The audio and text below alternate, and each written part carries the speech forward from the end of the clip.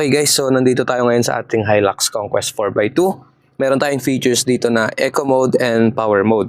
So Eco Mode, ito yung nakakatipid pag city driving lang. At Power Mode naman, kapag gusto mo mabilisan, malakasan. So feel na feel mo talaga yung intensity ng makina niya o yung lakas ng makina niya kapag nasa Power Mode. Pero kapag nasa Eco Mode, yan yung medyo balance lang.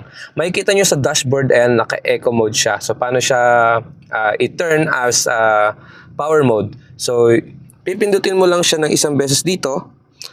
Okay? Pipindutin mo lang siya. Okay. So, pag pindot mo, makikita mo sa dashboard mo yung power. Ayan. PWR. Alright. So, kapag i-turn mo naman siya in eco, pindutin mo lang din siya ng isang beses, ayun na siya. Eco mode. Okay, so pang tipid, pang takbong pogi. Right.